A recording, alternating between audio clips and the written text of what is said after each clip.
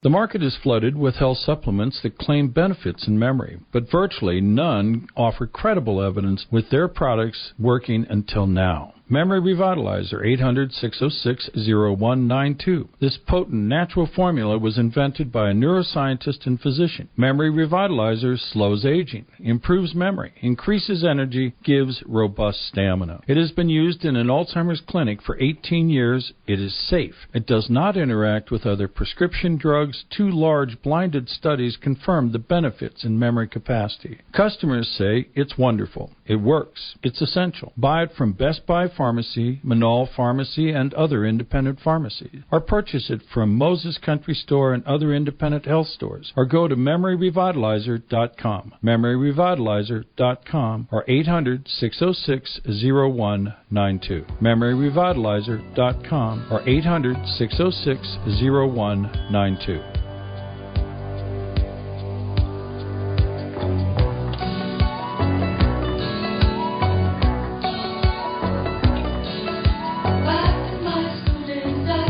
11:51 here, Saturday morning in the Kiva on AM 1600 KIVA, 93.7 FM. Dr. William Summers here, talking about your life imagined, and you're welcome to call in this hour. We are live, 550-5500. That's 550-5500. Beautiful morning, Dr. Summers. Oh, it's absolutely gorgeous. It's about a typical Albuquerque day. You know, we get all kinds of sunshine stuff. You know, you were talking about people calling in things, so I got this very nice letter, actually, about a show we did a couple of weeks ago where I was talking about marijuana and my general sense that it's been available to humans for 10,000 years and it's never really caught on.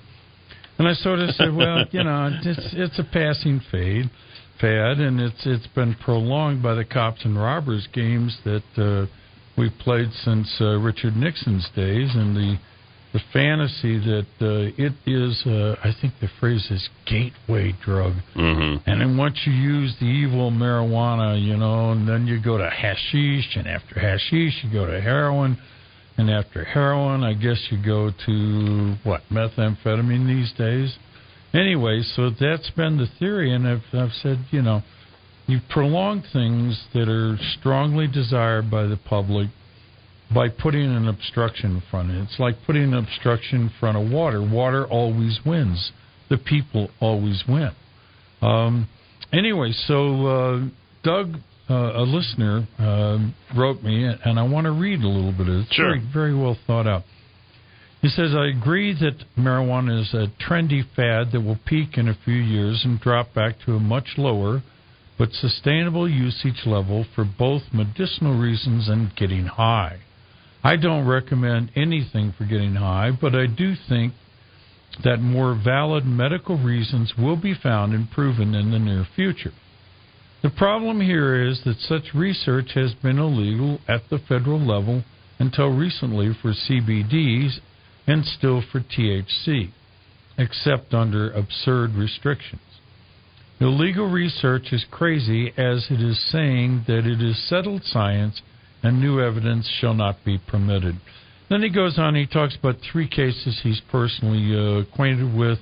One is his wife who has Alzheimer's. He got her a marijuana card, put her on CBDs for 2 or 3 years, didn't notice any improvement.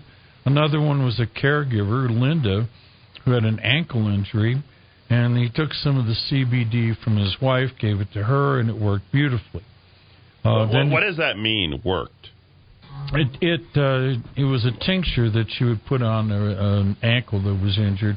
And, but for the purposes of what? I mean... Pain. Okay, pain. Yeah. So it was pain relief, but it only worked as the $80 an ounce CBD. Any lesser formulation just flat out didn't work. Okay. So in other words, probably medicinal CBD locally for pain is effective. Then there's a granddaughter he had with Angelman syndrome. That's a form of, profound mental retardation. And there's a CBD blend called Charlotte's Web that was effective in her, and she would have these petite and grand mal seizures every day. The seizures went away with the CBD. That'll probably end up being the medicinal use, incidentally, of CBDs, is for seizure disorders. Anyway, she became refractory to it. They found a different formulation, and once again, it worked. So, in the end, he says, my opinion is to not be too dismissive of the potential of CBDs, as it was illegal to even research until recently. Gosh, I hope I wasn't too dismissive, was I? Anyway, THC may be of some benefit for some psychological and emotional conditions, but will be mostly just to get high. So which is worse on long-term basis, moderate pot smoking or moderate alcohol usage? Probably alcohol, but I don't recommend either. And in excess, both are bad. Just my thoughts on the limited real-life observations.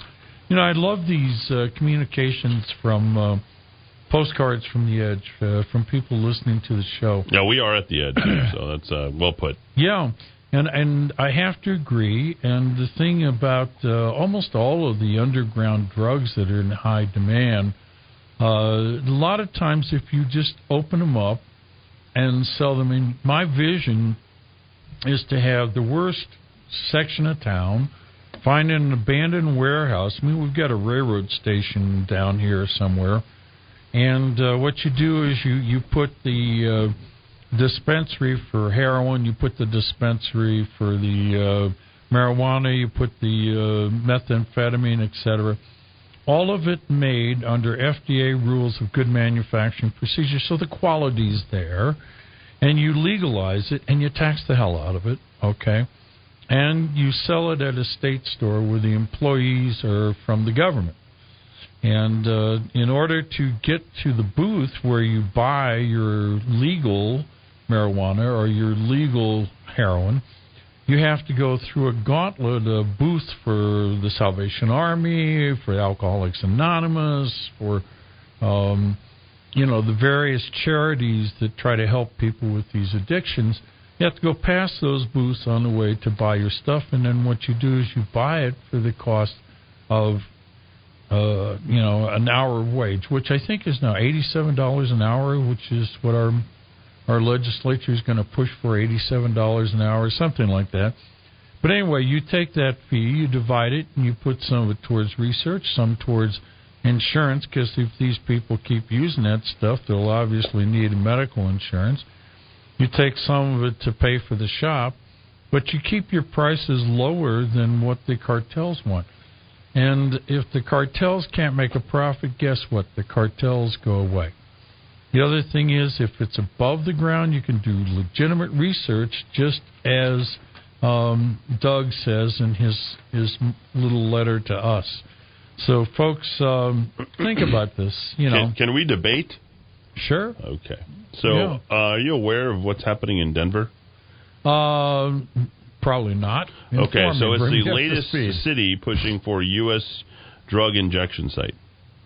Despite federal opposition, Denver is trying again to become what could be the first U.S. city to open a supervised drug injection site, a strategy that some liberal cities have tried repeatedly to launch to reduce overdose deaths fueled by a nationwide opioid epidemic.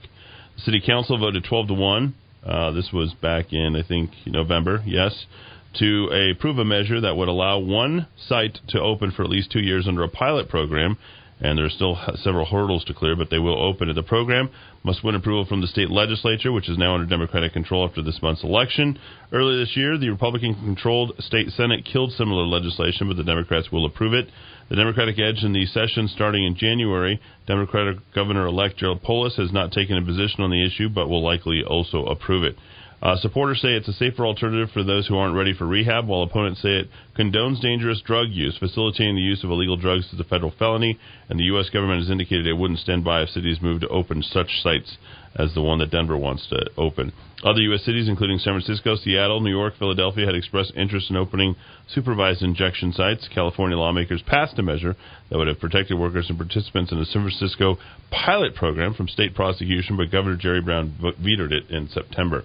So, we're talking about needle parks, which were started by the Swiss back in the 90s, actually in the late 80s. Well, you started out the whole segment by saying that marijuana was a gateway drug, or some people have said that was their big argument. You went after marijuana not because it was all that horrible, But once people use that, they'd get hooked on the other stuff. And are you aware of how large the opioid, heroin, and meth epidemic is in Colorado right now? It's huge. It's bigger than even New Mexico. Right. There's a lot of money that's available. People are making a lot of money there. And a lot of people have the gig economy going for there, and not to mention the traffic that's going. There are a lot of people. Heroin addiction treatment centers are booming in Denver, Colorado. They have a huge heroin and meth addiction problem. Now, I want to go back to something you said before we start the debate, and you were talking about specifically. Sorry, I got just distracted just now.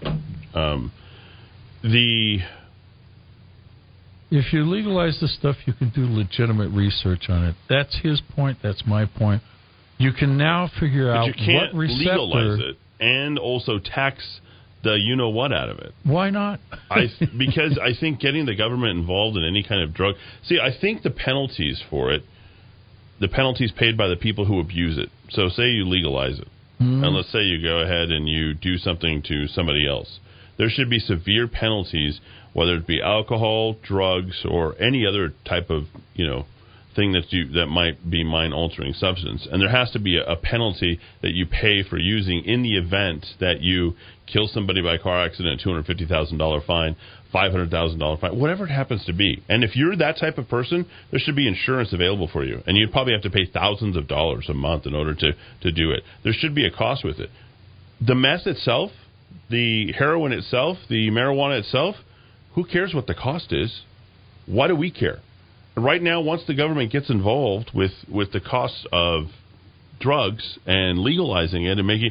If you legalize everything and just let people flood the market, good people are going to stay away from it, and the bad people are all going to congregate together.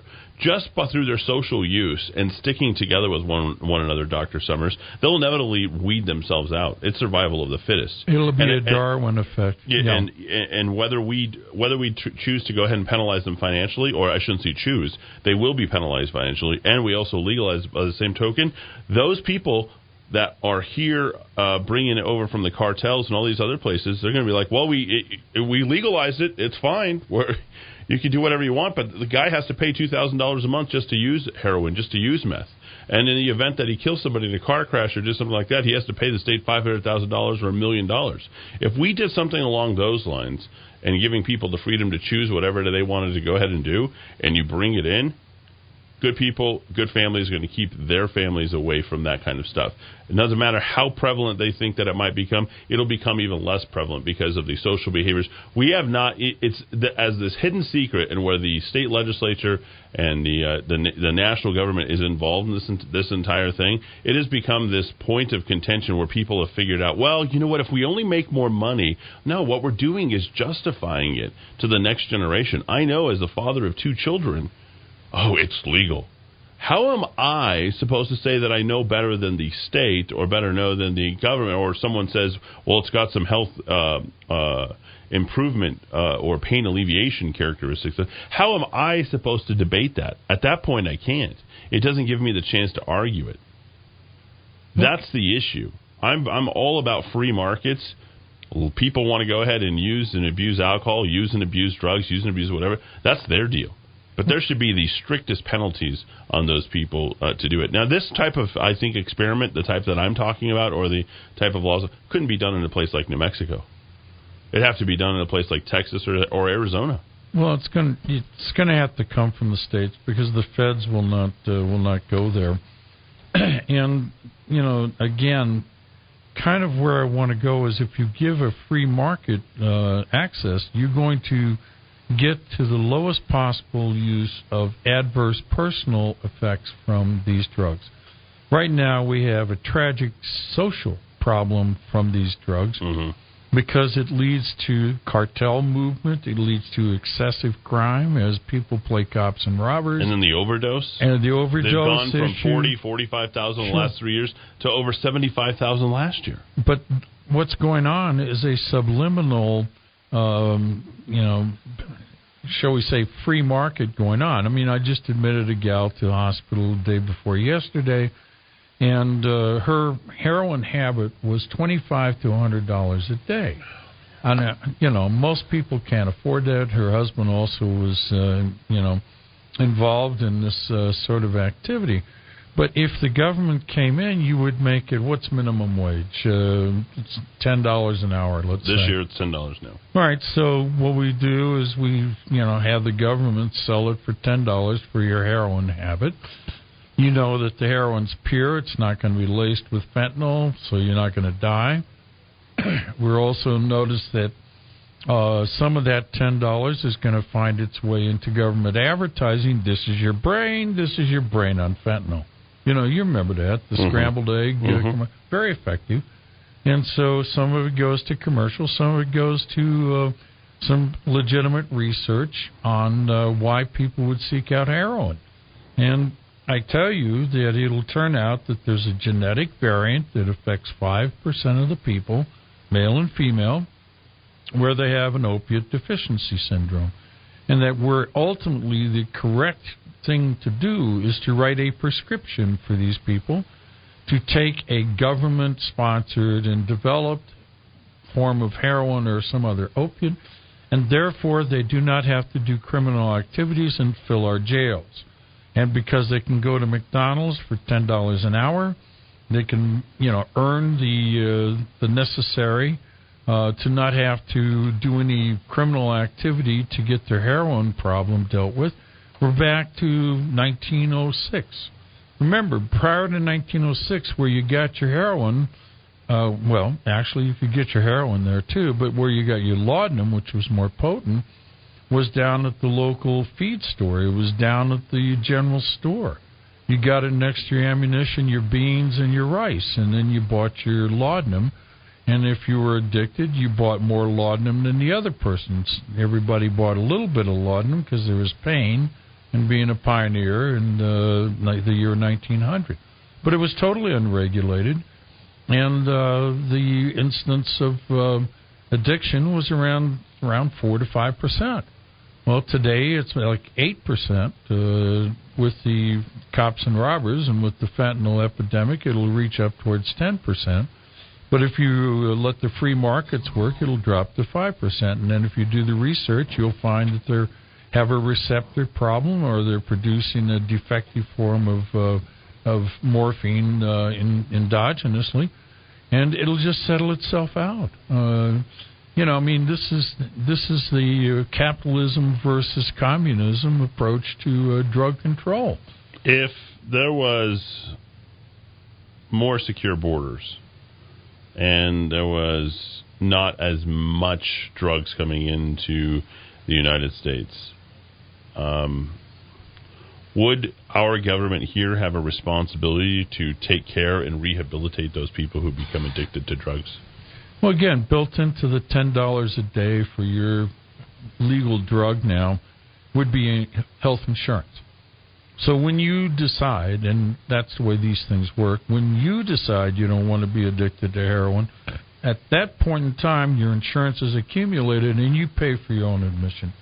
Right now, Eddie, you and I are paying for those admissions. Yeah, and that's really what I'm talking about. There's no a level of personal responsibility. People can say, well, if I wouldn't have been sold this, or my friend wouldn't have been introduced, and we go down that chain and say, well, if that friend wouldn't have gone to that party where he ran into that one guy who distributes drug, if that one guy who distributes drug didn't have to go ahead and pay for, I don't know what he had to pay for, but he had an economic decision and he became a drug dealer and decided he wanted to connect to a coyote, and the coyote didn't have to go ahead and fund his operation of moving people. I mean, you run the chain all the way down. What you're doing is you're training the society to be criminal and not law-abiding.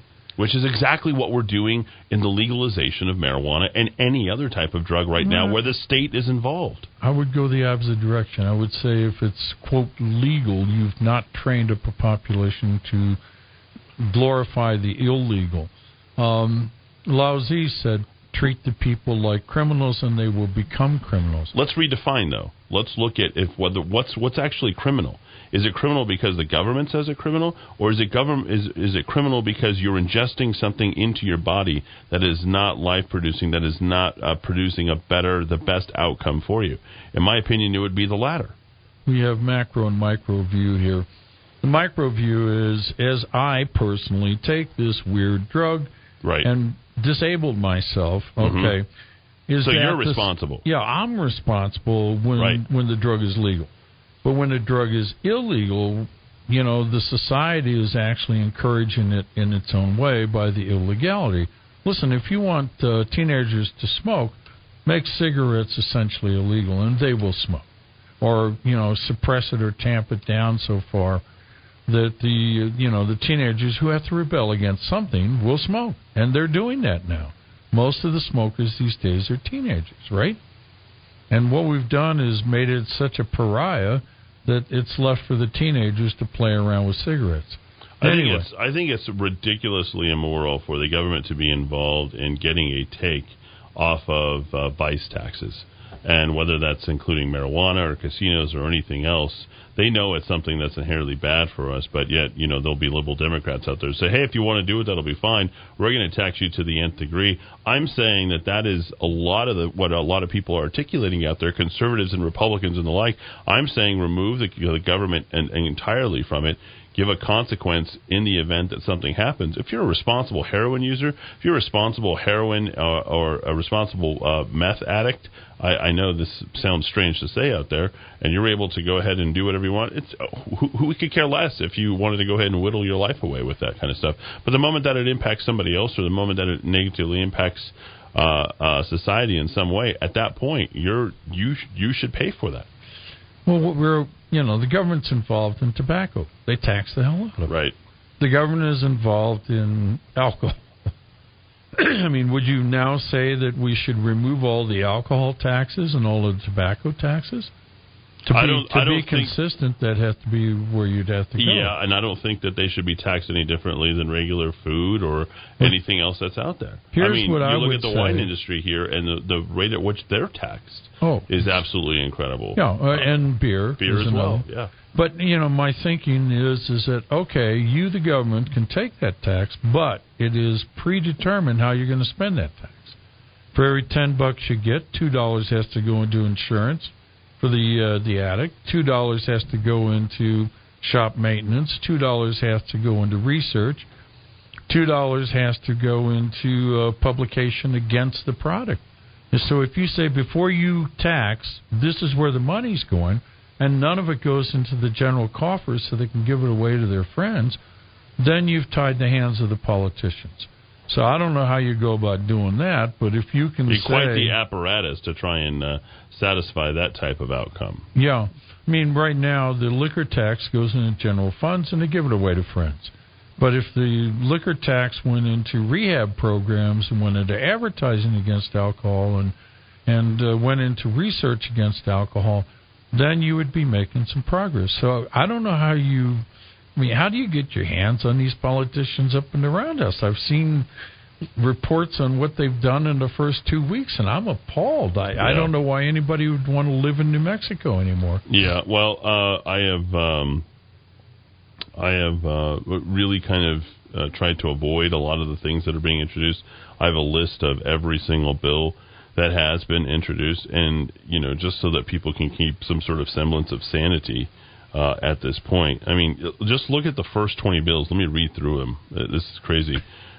I'm serious. The stuff that background check for firearm sales, HB 8, an extensive background check for firearm sales. Let's see what we got. That's got to be so unconstitutional. Yeah, child income tax credit, Metro Court grand judge juries, Grow Your Own Teachers Act, Free Female Sanitary Products in Schools Act. What? Yeah.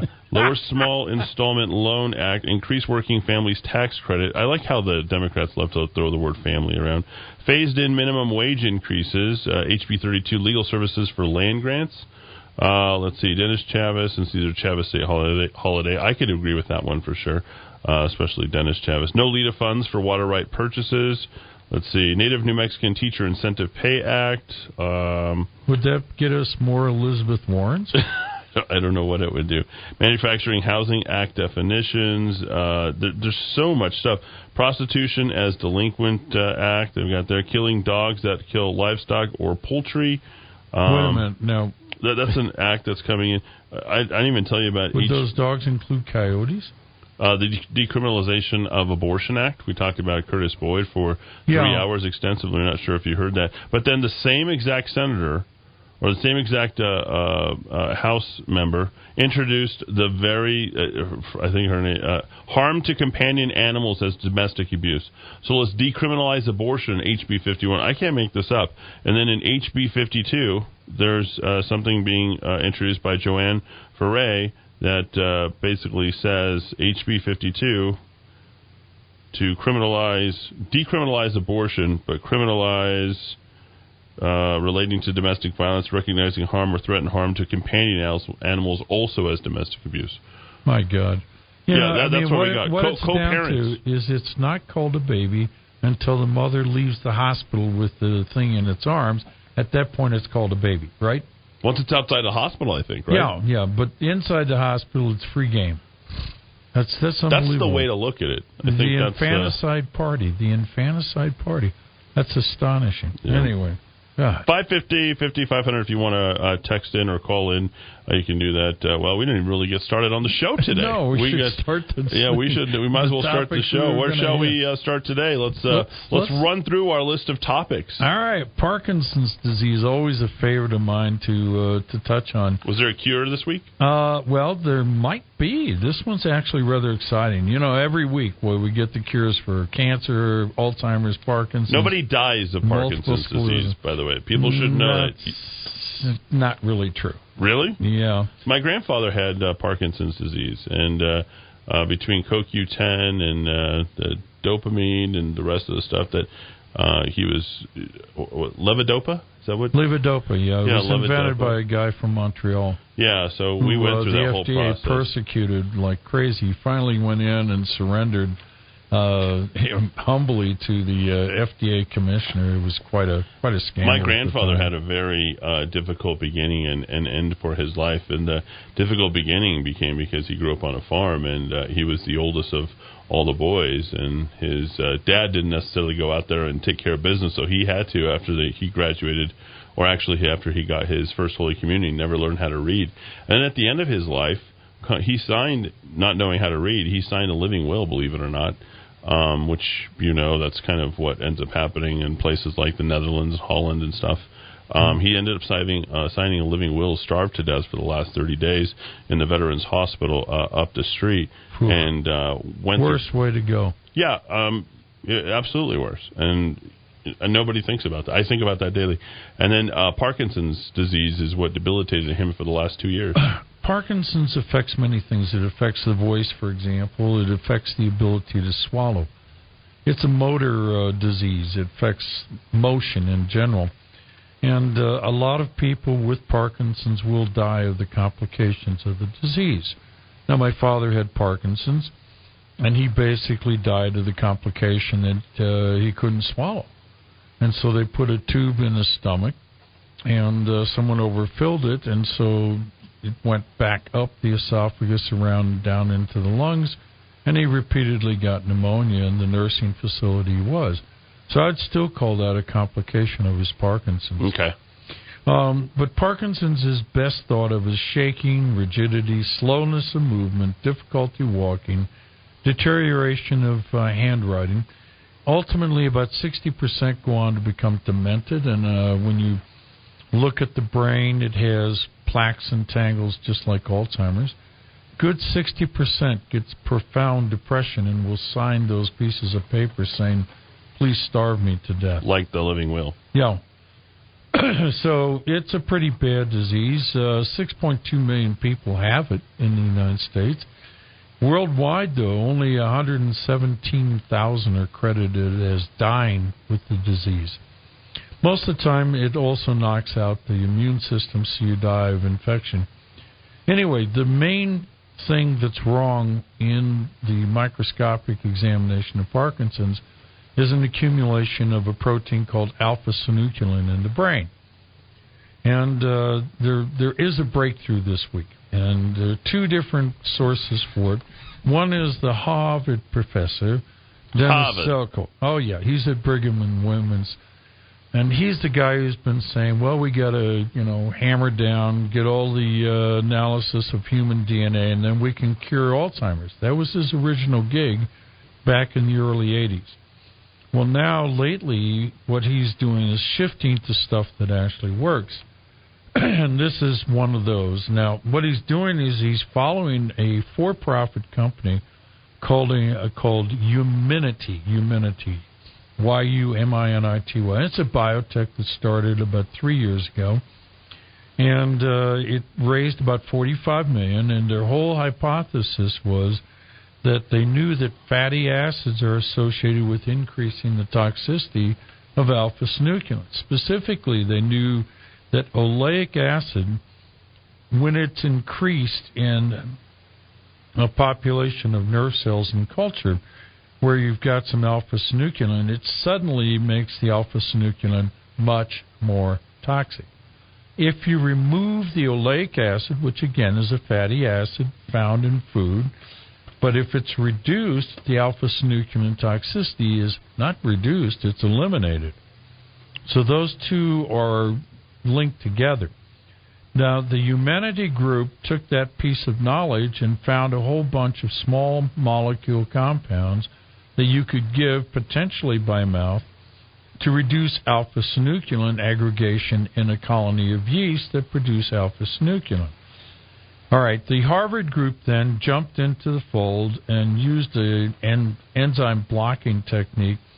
And what they showed basically was if you've got high oleic acid levels, the alpha-synuclein is much more toxic. And if you have low oleic acid, then your toxicity from the alpha-synuclein, which is the key bad protein in Parkinson's, the toxicity goes away or gets much better. And what they did in the Harvard group was they blocked an enzyme called stearoyl CoA, which makes oleic acid. Now, let's talk about oleic acid. It is a unsaturated omega-9. You've heard of omega-3s and omega-6s. Those are good, right? Okay. The omega-9s are the bad guys, right? Okay. I didn't know that. Yeah. The oleic acid, actually, you want to know one of the places where you find the highest concentration of oleic acid in your diet?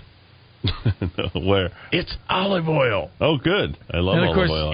Olive oil, well, everybody says it's good. Now, what happens is the triglycerides. Now, what is a triglyceride? Well, that's 3 carbons, and they have branches off of all 3 carbons. So think of the letter E. The backbone is 3 carbons linked together. The arms of the E are different fatty acids. And if you have olive oil, the triglycerides in the olive oil, the fatty acids on all 3 levels, branches of the E, are, of all things, oleic acid. Now, I don't know why olive oil is magic and supposedly healthful, but if you ever let olive oil out in the sun, it goes rancid. It smells and stinks and tastes bad and all that. I didn't know that. Yeah, olive oil, like any oil, I eat it rancid. Too fast. Yeah, but if it's gone rancid, the thing that's rancid is the oleic acid has popped off of one of the letters of the E. And so, I would think in terms of advice to our audience today and those folks that have Parkinson's, what you want to do is eliminate at least the dietary causes of oleic acid. And again, almost all of the olive oil triglycerides have oleic acid. So that's a large source of oleic acid. What are others? 61% of canola oil is oleic acid. 35 to 66% of peanut oil is oleic acid. Sunflower oil gets up to 80% oleic. So avoid that sunflower oil. Same for macadamia oil. And the better throw ones out all my olive oil, right? Yeah. Well, the olive oil, if it goes rancid, throw it away. That means the oleic acid has gone rogue. Anyway, so you think, well, to heck with the vegetable oils. I'll just go to the fats, right? Okay, let's see. Chicken and turkey fat, such as it is, 37 to 56% oleic acid. Well, what about lard? Now, we've been talking about how lard is much healthier than thought previously. You remember when McDonald's made the great French fries? That was lard. No, that was the secret ingredient. They fried it in lard. And then everybody, the health nuts got on them and, all that sort of thing. And, remember, health nuts are the people who feel stupid when they're dying in a hospital from nothing because they were so healthy. So let's get back to the breakthrough in the Parkinson's. All right, two reports is Dennis Selko and Brigham and Women's and Humanity. People. Yeah, a biotech startup in 2016 showed a way to reduce toxic succulin. Alpha-synuclein, yes. Synuclein. Yes. These are new words for me. So these are tough words. I'm usually easier. It's easier for me to pronounce East Asian words. So it reduces toxic in synuclein by affecting a common monosaturated fatty acid called oleic acid. So what you're telling me is the oleic acid levels increase in the cell membranes, and it's a lot more toxic once we ingest that oleic acid. When you look at the cell membrane of a fat cell or a nerve cell, about 40% of it is pure, wonderful, the stuff that we supposedly are supposed to hate, cholesterol. But without cholesterol, nerve membranes don't work too well. A major component of cell membranes that makes it work are phosphatidylcholine, phosphatidylinosole, and phosphatidylserine. And then peppered in there is some oleic acid. If you've got a higher oleic acid in the cell membrane, then what happens is the alpha-synuclein can do its mischief. So what we're going to see in the future are some, really whiz-bang drugs, probably taken by mouth, that will inhibit the production of oleic acid, or that will set up a means of blocking the incorporation of oleic acid into nerve cells, at which point in time we may be talking cures of Parkinson's, not just improvements. I mean, anyway, I think this is very hopeful. And you know me, I'm mostly a bit pessimist. Yeah, a big breakthrough on this. Let's continue to follow up about this. I want to ask one thing right after we plug our great product, which is Memory Revitalizer and Life Imagined. You can pick it up at local stores, including Moses Country Store, Durand Central Pharmacy, Sam's Regent Pharmacy, Best Buy Pharmacy, Manal Pharmacy, Evergreen Herbal Market, Village Apothecary in Cedar Crest, or visit MemoryRevitalizer.com. That's MemoryRevitalizer.com or Amazon.com. Or if you order at this number, 800-606-0192, that's 800-606-0192, Dr. Summers will give you one additional bottle, 2 for the price of 1. Now, I want to ask you about the cure for cancer that supposedly came out this past week. Is this? Are you going to address this in today's show? I wasn't sure, and we don't have. We have cures for cancer every week. Which one was this? It was. They were talking about it on Fox, but that they wouldn't let it out. It was coming out of Israel. We've discovered the single cell that causes cancer, and so now we can solve all cancers. I don't know. I'll have to go read up on that one. Okay. See how, but. I did get a text on that particular question, so okay. So I wanted to know. Yeah, they cure it every week.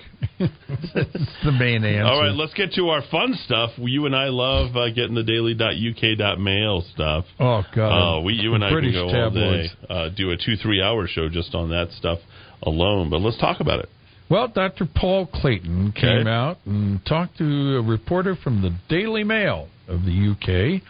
He is a clinical pharmacologist and former advisor to the UK Committee of Safety of Medicines. Incidentally, that committee has been disbanded because apparently they weren't safe enough. Anyway, he came out, and here are some of the really pithy quotes from the article. Supplements do nothing but damage your wallet. Supplements are being sold by companies that don't really know what they are selling, and being bought by customers, idiots who don't know what they're buying. Is our audience idiots? I think they're very smart, bright people. I mean, why would you insult people like that? There's only so much you can get from your food in your regular nutritious diet. And so if you're eating in the morning at Starbucks, your afternoon is at Panera and your evening is over at Taco Bell, well, let's just say you're not getting any of the nutrients that you need. Well, you're going to need some supplementation. That's right. But, all right, here's another quote. But it doesn't really matter what the nutritional supplements are because they don't really do anything in any way. They only damage the consumer's wallet. And another one, of all the vitamins, multivitamins, omega-3s, vitamin C's, and the like, there is no evidence to support any of them. And I'll give you one final quote. The one thing supplements have in common is they don't work and have no evidence to support them. When you put any of these things to the test, they don't do anything. All right, now, what would motivate? First off, this mental midget has never gone to a medical library in his entire career. If you actually want to go look at legitimate research, animal research, brilliantly done research on supplements of any kind, the herbals, the vitamins, et cetera, there is a plethora of very good papers done in animal studies. In human studies, oftentimes it gets murky. Oftentimes there's a political agenda behind the human studies. I mean, I remember a number of studies the Danes came out with a number of years ago showing that saw palmetto didn't do anything. And any reasonable study showed that was, that they were just flat out wrong. You looked at the design of the study, there's no way anything could have worked under the design of the study. And when you looked at the motivation, well, the Danish government didn't want to pay for saw palmetto for older Dane males that had a prostate problem. So there's a political agenda. So this guy has probably got a political agenda. Well, what's the political agenda? The political agenda is about 35% of the British take health supplements. And this guy's objecting to that. Now, the number in America is 50% of Americans. I didn't realize it was that high. I don't believe it. Okay. I think that's a fabricated number. I think 50% have a bottle of one a day in their We'd be talking shelf. about them in everyday conversation, too, if we did something that rigorously. I mean... Yeah, and I think that maybe if they take baby aspirin, they consider that a supplement. I mean, that looks like a phony number, 50%. In terms of serious supplement takers, I didn't even know where I would 20%. Google. I'd get down around 10%. Okay, yeah. Maybe even 100% in this room. Oh yeah, absolutely. But people who take a sophisticated or have a sophisticated knowledge of supplements is probably 1 in 10 at best. And the thing is that if you actually look at the literature, there's even good human literature on many things like ginkgo biloba, for example. In fact, some of the Asian studies of ginkgo biloba show that it's as effective as Aricept for Alzheimer's. So it depends upon how you use it, how you design the study.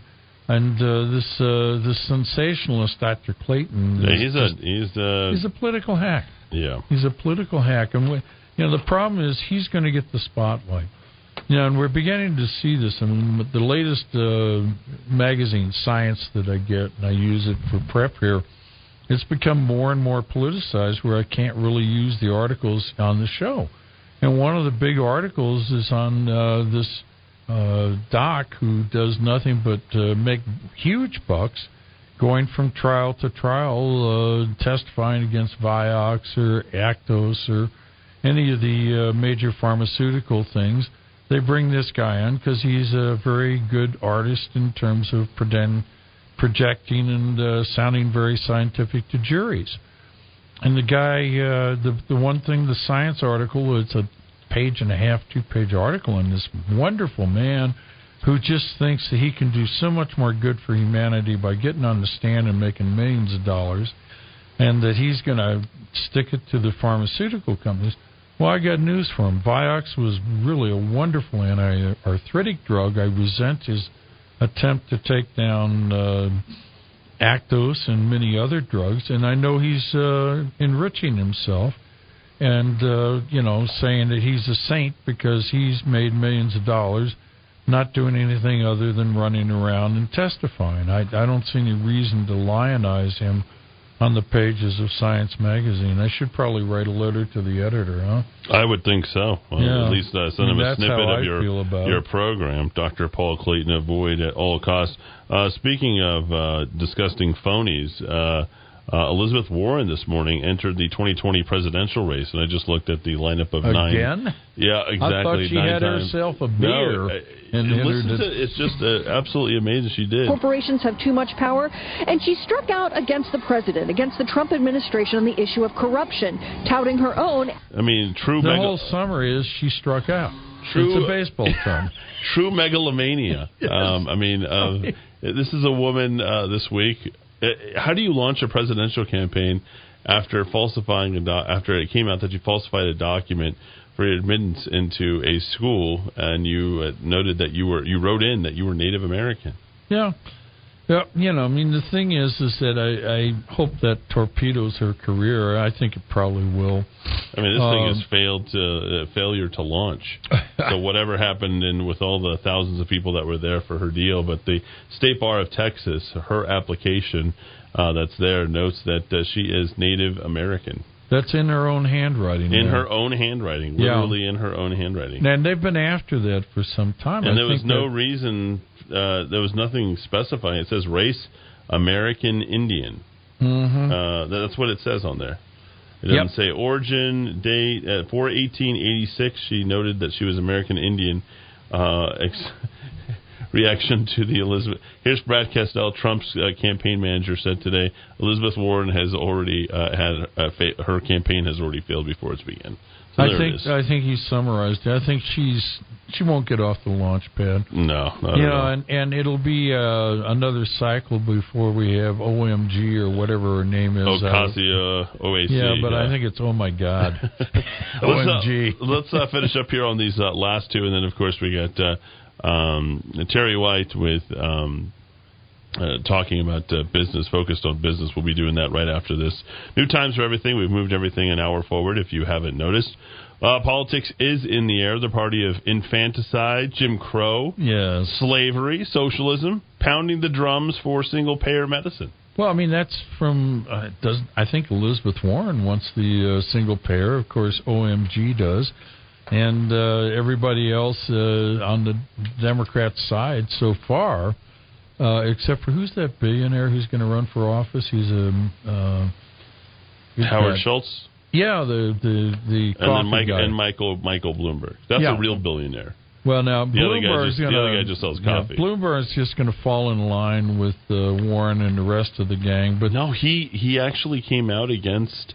Many of the things that have already been espoused from the left. This is the division that's happening within the party. Really? In fact, Michael Bloomberg says it's entirely irresponsible the things that AOC is suggesting. Kamala Harris, she was talking about the universal health care. Bloomberg came right out. That's her big deal. Yeah, Bloomberg came right out and just shot that thing down. She had to come out the following day and basically take back that and make a modification. This is the same Bloomberg who's paying big bucks to our legislature to get our gun laws here? Yeah, gun laws, yeah. Ish. Anyway, well, the single payer, this rationed health is what it is. And this is the medicine of, frankly, fourth trimester abortions, quick shuttles to the hospice, which we've talked about. Well, all right, what's been in the news in England is Shafford Hospital. And remember, I guess it was a week or two ago we were talking about there was a feud between the cardiology groups, and they had an excessive mortality at that hospital. Well, it's been investigated more thoroughly, and what they found was that about 1,200 patients died in excess of any other UK hospital because the board and the administrator decided they were going to curry the favor of the national health care, and they cut $10 million from the budget. They came in way under budget, but what happened when they came in way under budget was patients didn't get their pain relief. Patients were left unwashed for up to a month. Food was placed out of the reach of patients. Patients sat in soiled sheets for hours to days. And in the end, about 1,200 patients died more than a comparable hospital. And this great savings that they were currying favor from national health care actually resulted in an investigation in 2017 when it was noted that they had incredibly high death rates. And so, listen, when it comes to single payer, you're talking rationing, you're talking death panels, you're talking fourth trimester abortions, and, it takes me back to a biblical moment that, as Proverbs 11:29 says, he who troubles his own house will inherit the wind. And so the fools who press for the single-payer medicine, the fools, I say, they will inherit the wind. And like Obamacare, single-payer medicine, you're covered till you're sick. And that's it. You're on your own. That's not good. Always like your biblical references, and as always, I appreciate your stuff that you do for the holidays, particularly Christmas and Easter as well. We're listening to Dr. Summers. This is Life Imagined. Don't forget to take your Life Imagined. Don't forget that you can also pick up a 2-for-1 deal right now if you call 800-606-0192. That's 800-606-0192. Is there some news in the bee colony collapse syndrome that once the bees are dead, we're all dead? What's going on? Yeah, this is something I've followed now for a good decade. And I believe that's like one of the first shows we ever did was talking about exactly this. Yeah, that and the white-nosed bat syndrome, because the bees and the bats, I guess the birds and the bees. But anyway, the bees and the bats are very important for agriculture in terms of control of the insects and pollination of the various crops. So the bees, since the mid-'90s, have been they get worried about these massive die-offs of the colonies. And they've blamed it repeatedly. They keep going back to blaming the pesticide neonicotinoid. Wow, that's quite the word. That's a mouthful, I got to tell you. But the University of Exeter and FARA have now come out with new evidence that the real pesticide that was responsible is fipronil.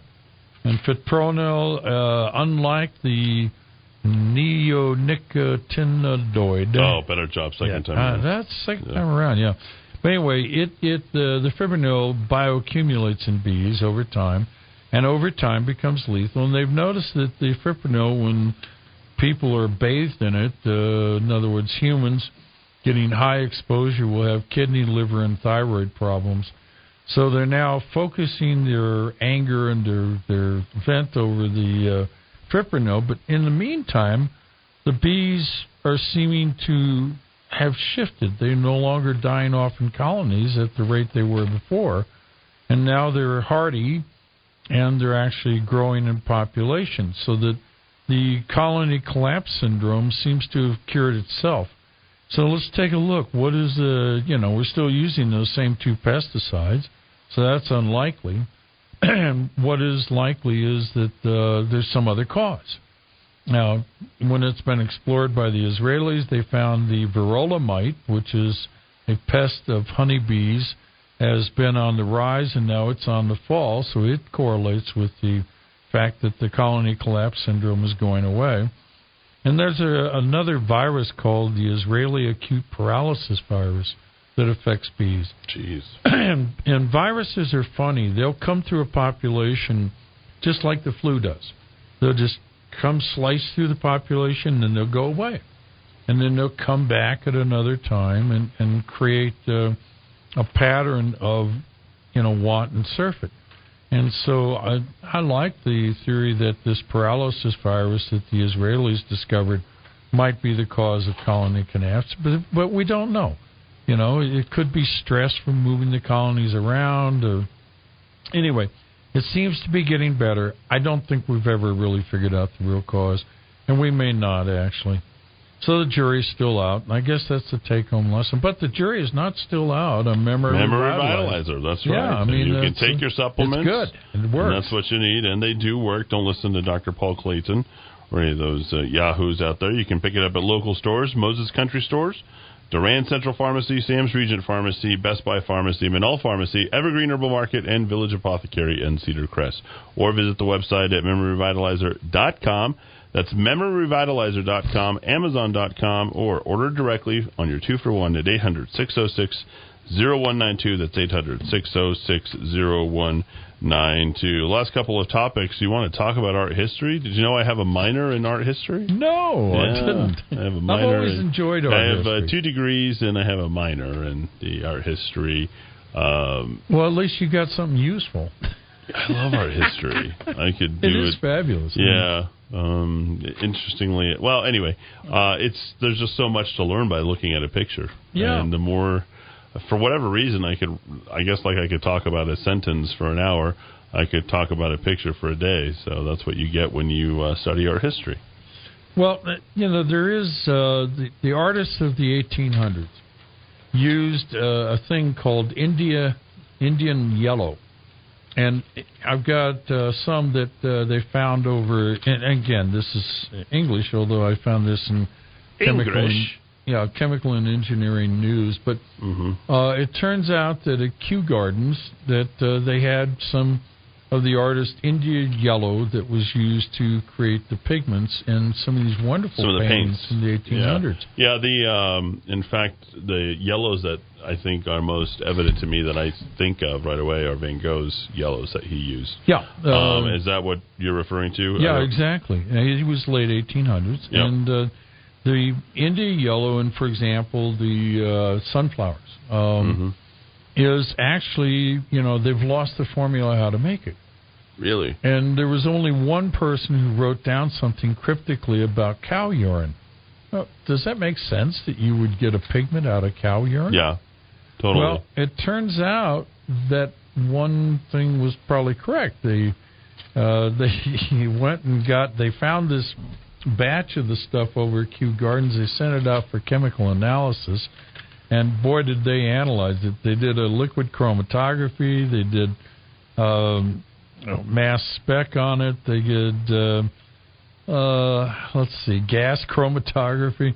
Anyway, it was a chunk of stuff from 1883 that was over in Kew Gardens unused and discovered. And what they found was, indeed, it was cow urine. And the rumor was that what you would do is feed mango leaves and extra water to the cow.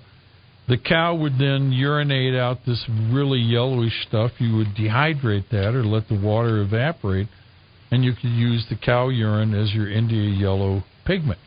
And they, through all of these chemical means, came down to what is it that makes the yellow. And seriously, these are serious scientists, and they're not faking this data. This is not for global warming's sake or some political agenda. And I love this kind of science because it's pure. As we know, it's how acidic is your urine. So so the India yellow is actually a thing that is called hippuric. Boy, I'm going to kill this word.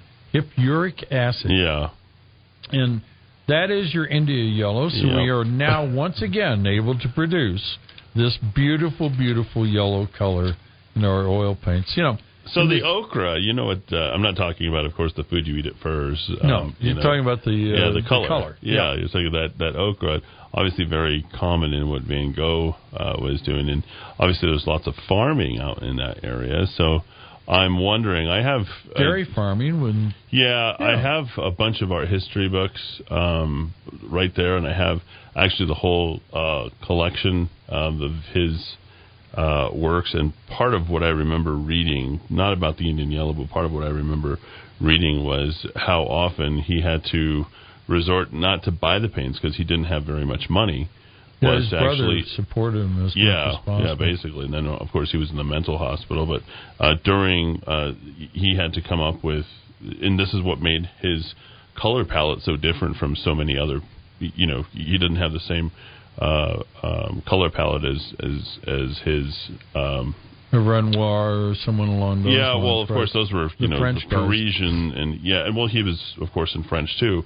and Arles. But, I mean, if you look at what he was trying to do, he had to invent ways to create his stuff. So his stuff was so unique and so rich, it was the color palette itself, not necessarily what he was making so much. I mean, of course, we think of Starry Night, or we think of this, the Crows, or those types of things, but we think of those as more of a mementos about what we know about his life and what he was going through. I mean, I'm trying to think of his, and it's been some time since I've thought about art history. Not Paul Cézanne, but Gauguin. Yeah, Gauguin.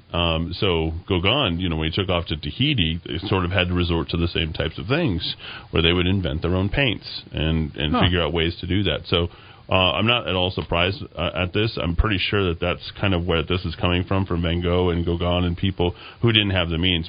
Because, of course, Renoir and Monet and Cézanne and all the Impressionists were in the city painting gardens, relaxing, and we're fetching lots of money for their stuff. Yeah, they could Van Gogh afford whatever.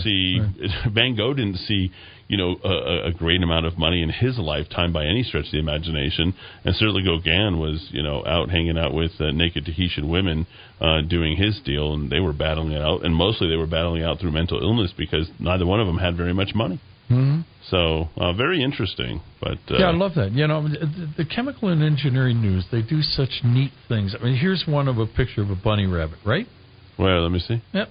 Okay, we got bunny rabbits. Oh, yeah, bunnies. We have two bunny rabbits, and then what we do is we try to see under a night scope which bunny rabbit disappears. And one, we just put a little blanket over. What's the purpose of that? What is that? Well, if you got somebody with a night scope on you, you'd like to know how to disappear. Right? Okay. All right. Not really. But so if you're in a night fight and you got your soldiers, you want to put them in something that would make them disappear so they couldn't be shot back. Mm-hmm. Well, it turns out the answer comes from the polar bear.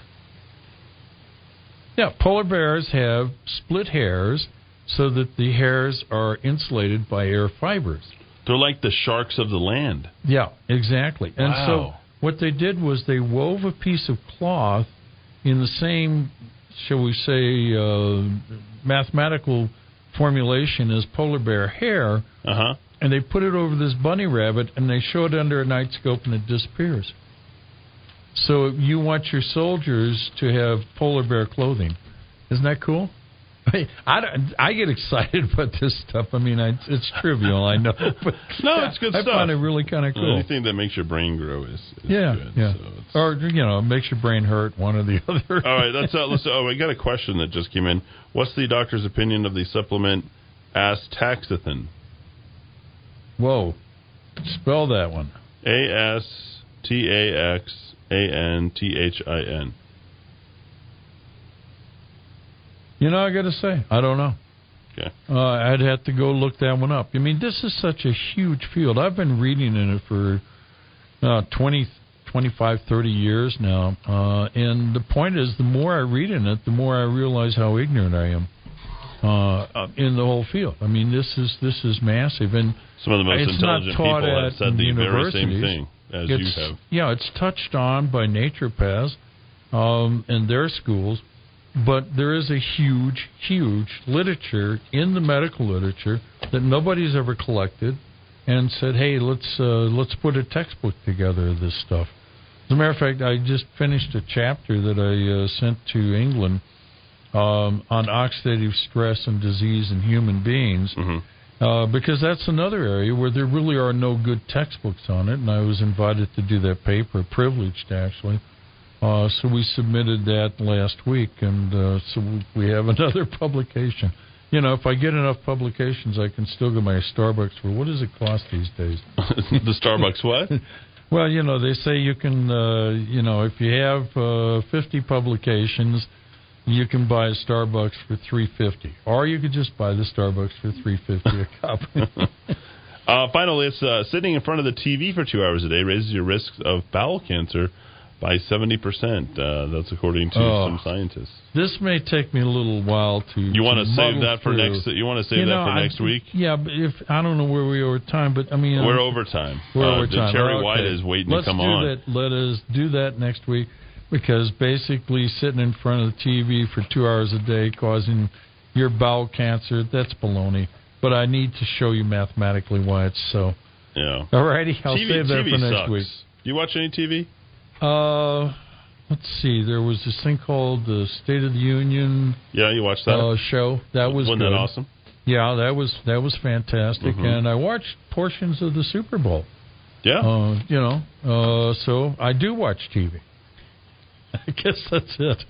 I'm watching this one Netflix thing called Shot in the Dark, and it basically has these sort of videography news crews that go out and try to shoot crimes, either in the moment crimes or just after they've happened, car wrecks, things like that.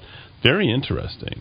Oh. And, I've become addicted. Do they analyze it as to why it shouldn't have happened? No, it's a competition between like 3 or 4 teams, and they're going out. It's their business, and they basically sell news footage to the newsrooms in Los Angeles. Huh. And they are racing. They're connected, with their unit ends directly to the police and medical dispatch. They've got all the stuff going all the time, and they're running out there with their, video cameras to go ahead and basically take snapshots or record video of what's currently happening.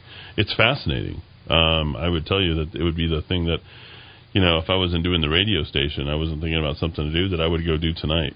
That's how exciting it is. So take a look at it. It's Shot in the Dark. Yeah. Okay. I mean, you might as well support something local now. Netflix, sure. Right? Yes. Is Netflix local? I don't know.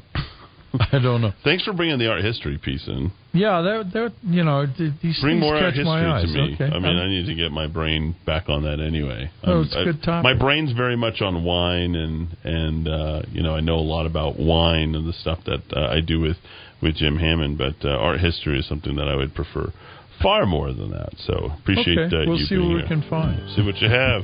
Thanks everybody for listening here with Dr. William Summers, our hour and 15-minute marathon program today, as we touched upon a lot of stuff, including legalized drugs as well. Stay tuned. Terry White is next with Focused on Business, and then it'll be Mike Arnold talking about the law, Mick Rich, of course, the Albuquerque Tea Party, and then Jim Hammond, Spirits of New Mexico.